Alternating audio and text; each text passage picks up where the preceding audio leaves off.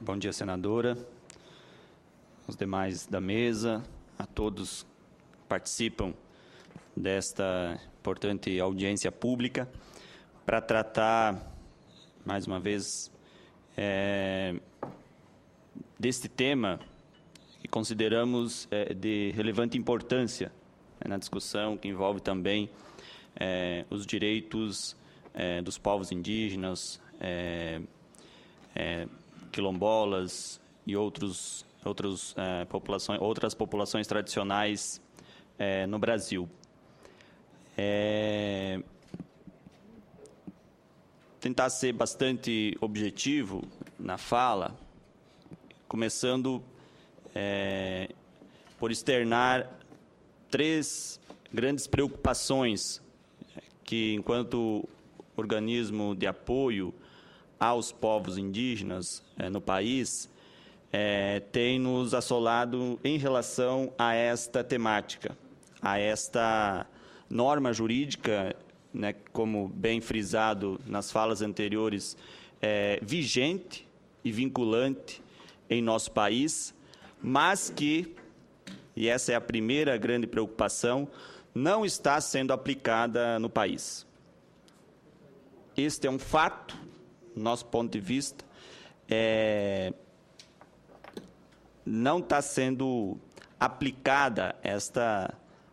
normativa e, portanto, este direito dos povos, de forma toda especial, no que diz respeito ao aspecto do mecanismo de consulta aos povos, no que diz respeito a uma série de iniciativas dos diferentes poderes do Estado brasileiro que têm consequências adversas e impactos sobre as suas vidas, sobre os seus territórios, ou sobre os seus territórios e, portanto, sobre as suas vidas. Uma segunda grande preocupação é a de que, no Brasil, infelizmente ainda, e eu acho que aqui essa audiência pública ela é muito importante também em relação a este aspecto, a preocupação de que a discussão e o debate em torno da convenção, ele ainda está muito restrito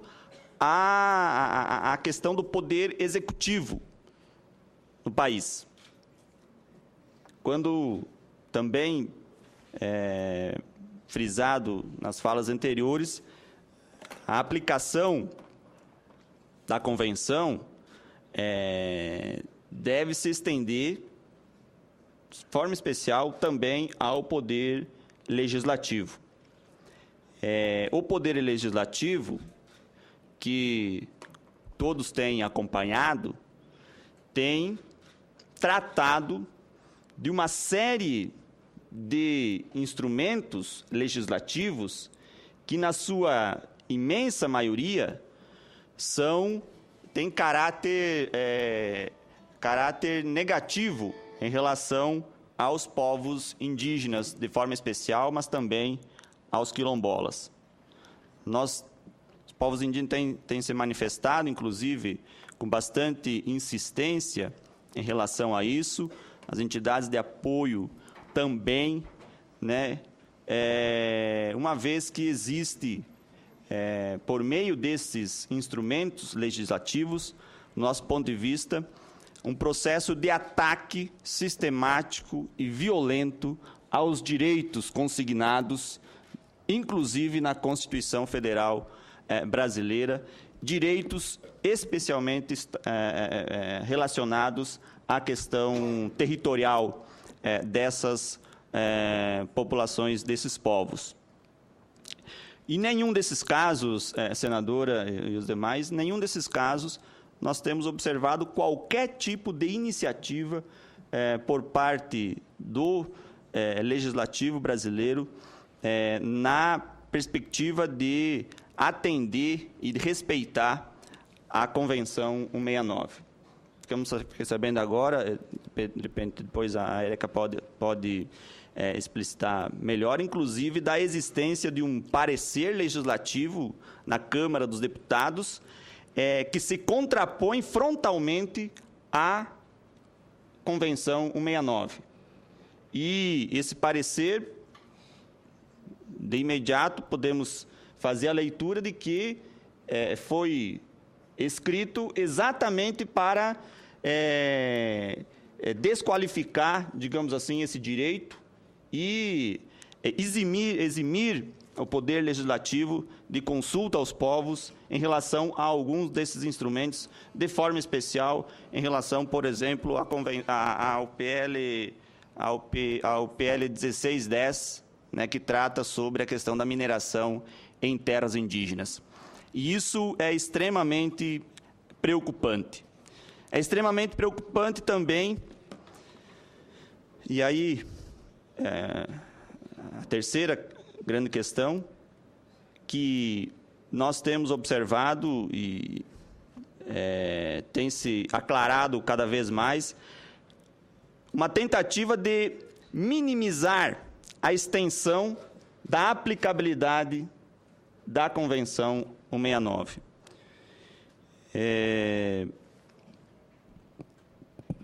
E aqui, acho que é importante nós ressaltarmos, a Érica fez a leitura de alguns dos princípios norteadores da Convenção 169, e nós temos, por exemplo, o princípio da autodeterminação, né, que é um princípio importante que a Convenção estabelece, portanto, como é lei no país, esse princípio é um princípio aplicado ao Estado brasileiro, né? Mas nós temos iniciativas na contramão desse princípio, inclusive aqui no Senado. Acho que todos ficaram sabendo do projeto de lei que a senadora Cátia Abreu, agora PMDB, presidente da CNA, Confederação Nacional da Agricultura, ingressou há poucos dias, exatamente na contramão deste princípio, né, onde ela pede que se negue esse direito. Mas nós também temos um princípio que acho que é importante aqui ressaltar, que é o do direito dos povos de definir suas próprias prioridades de desenvolvimento. E esse princípio, nós entendemos, ele não combina de maneira alguma com a pretensão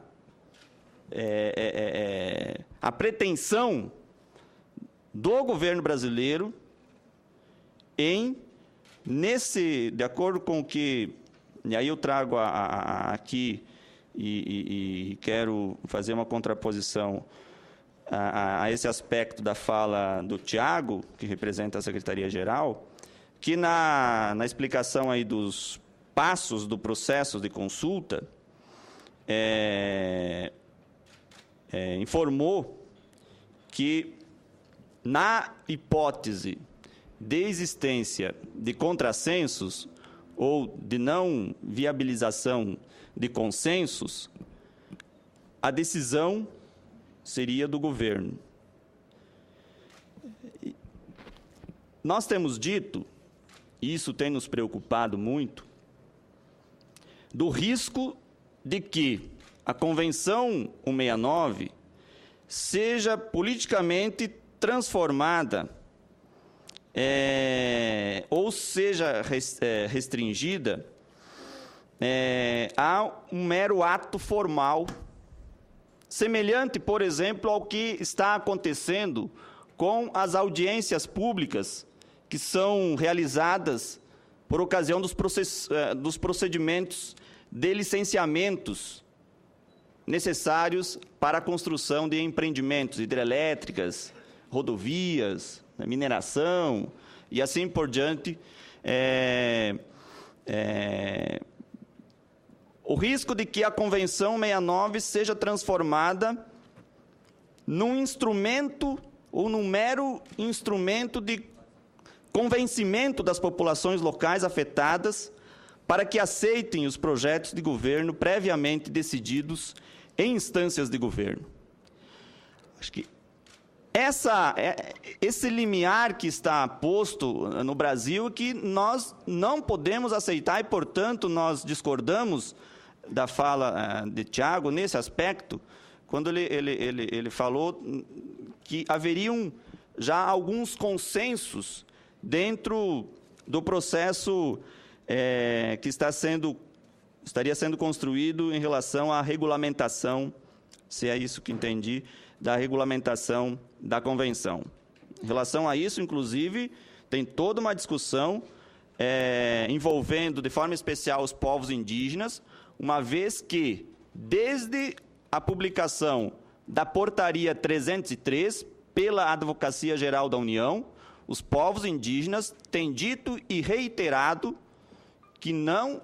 estão fazendo parte oficialmente desse processo de regulamentação, haja vista o fato da Portaria 303 negar o conteúdo, parte significativa do conteúdo, do teor da própria Convenção 169. Esperamos que, ao julgar os embargos de declaração da petição 3388, o Supremo Tribunal Federal, muito provavelmente nos próximos dias, possa definitivamente, já que o Executivo não o fez, conforme solicitação dos povos indígenas, que o STF possa definitivamente enterrar a interpretação dada pela AGU, pelo Executivo, em relação às condicionantes que foi o termo usado, a questão usada como justificativa para a edição da Portaria 303. Então, senadora, mas para reforçar e externar estas preocupações reforçar o nosso entendimento de que a Convenção ela seja aplicada, primeiro, que ela seja aplicada. Segundo, que os poderes distintos do Estado brasileiro respeitem a Convenção. E terceiro, que o seu conteúdo não seja minimizado. Do contrário, nós teremos aí pela frente, em vez de um instrumento de reforço, um instrumento, como diz, né, a procuradora Débora, um instrumento para equalizar as forças políticas das populações, né, afetadas por procedimentos, de repente um instrumento que vá ser usado apenas para o convencimento dessas populações em relação aos projetos e decisões políticas previamente tomadas. Nós entendemos que a Convenção deve ser um instrumento, como a própria Convenção diz, em que os povos indígenas tenham as condições e outras populações tenham as condições e possibilidades de afirmarem e se reafirmarem, afirmarem o seu jeito de ser, o seu modo de ser, o que pensam em relação ao conceito de desenvolvimento, e aí é importante a fala de Dom Maurício, né, que os seus conceitos de desenvolvimento, que são legítimos, sejam afirmados e reafirmados e assumidos pelo Estado brasileiro. Muito obrigado.